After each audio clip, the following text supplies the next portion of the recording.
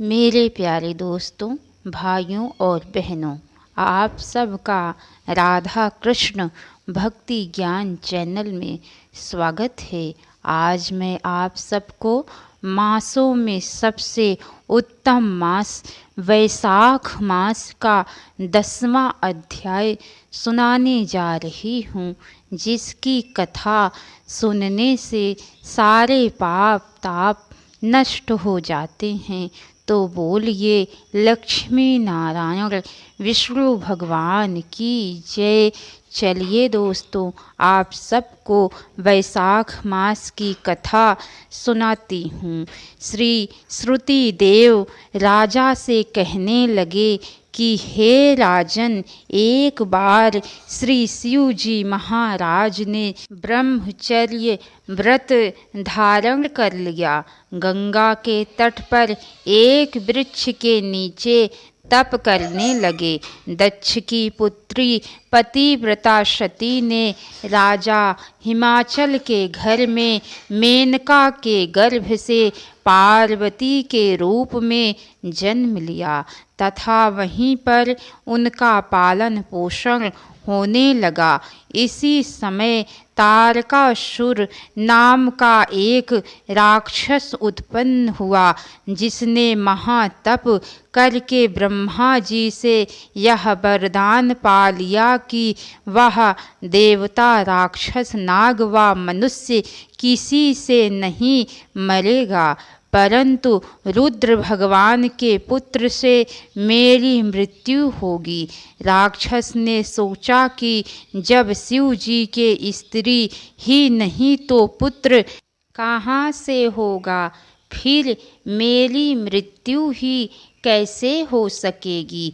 इसी कारण कह दिया कि तथास्तु। ऐसा वर पाकर तारकासुर ने सबको दुख देना आरंभ कर दिया।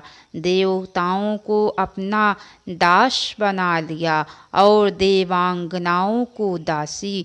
इसी प्रकार सब देवता अत्यंत दुखी हो गए तो वे ब्रह्मा जी के पास पहुँचे। ब्रह्मा जी ने उनके दुख को सुनकर कहा कि वर देते समय हमने इस राक्षस को कहा था कि उसकी मृत्यु और किसी उपाय से ना होगी। शिव जी की स्त्री सती ने दक्ष के यज्ञ में अपने प्राण त्याग दिए थे। अब उसने पार्वती के रूप में हिमालय के घर जन्म लिया है, परंतु रुद्र भगवान हिमालय के शिखर पर घोर तप कर रहे हैं। सो ऐसा उपाय करना चाहिए जिससे रुद्र का पार्वती के साथ पाणी ग्रहण हो जाए। तब सब देवताओं ने इंद्र सहित अमरावतीपुरी में जाकर गुरु बृहस्पति जी से सलाह ली और फिर इंद्र ने अपने कार्य की सिद्धि के लिए नारद तथा कामदेव को बुलवाया और उनसे कहा कि वह हिमालय के घर जाकर उनको समझाए कि पहले जन्म में दक्ष की पुत्री श्री शिव जी की पत्नी थी, अब पार्वती के रूप में तुम्हारी पुत्री हुई है। सती के वियोग में श्री महादेव जी तुम्हारे शिखर पर तप कर रहे हैं, इसीलिए तुम अपनी कन्या का विवाह उनसे कर दो, जिससे वहाँ जाकर उनकी सेवा कर सके, वही उसके पति होंगे। इंद्र की आज्ञा पाकर नारद जी को जैसा समझाया था वैसा ही करने के लिए चले गए और फिर इंद्र ने कामदेव को बुलाया कि सब देवताओं के हित के लिए तुम वसंत ऋतु के सहित तपोवन में जहाँ रुद्र तपस्या कर रहे हैं जाओ और वहाँ पर बसंत का विस्तार करो, और जब पार्वती जी वहाँ पहुँच जाए तब धनुष चढ़ाकर ऐसा बाण मारो कि शिव जी मोहित हो जाएं। उनका संगम होने पर सब कार्य अवश्य ही पूरे हो जाएंगे। कामदेव ने ऐसी आज्ञा पाकर अपनी रति को साथ लेकर तपोवन में बसंत ऋतु का प्रसार किया। एक समय श्री महादेव जी के पास उनकी सेवा करने के लिए पार्वती जी बैठी हुई थी कि तभी कामदेव ने पीछे की तरफ से वृक्ष की ओट में होकर शिव जी को बाण मारा तो शिव जी का मन चलायमान हो गया। कामदेव दूसरा बाण चलाने वाले ही थे कि शिव जी को यह विचार उत्पन्न हुआ कि उनके मन का चंचल होने का क्या कारण है। और जब उन्होंने चारों तरफ देखा तो कामदेव दिखाई दिया।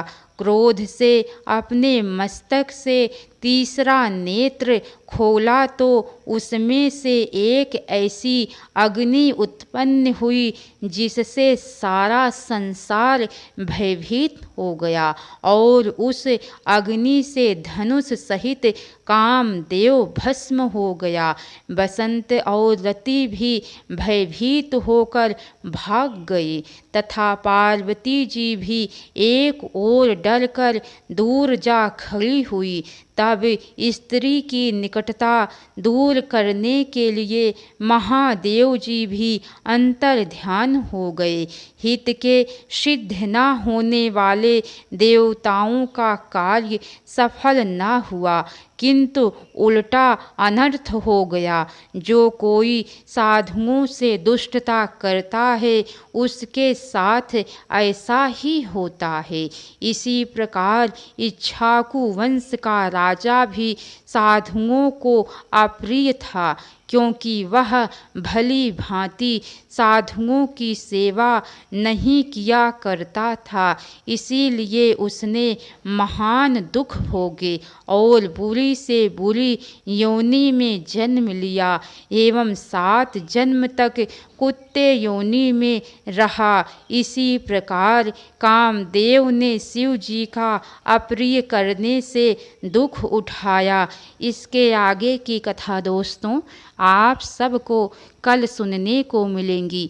तो कैसी लगी कथा लाइक करके कमेंट बॉक्स में ज़रूर बताना। बोलिए लक्ष्मी नारायण विष्णु भगवान की जय। अब तक की सारी वीडियो देखने के लिए आप सबको बहुत बहुत धन्यवाद। राधे राधे दोस्तों।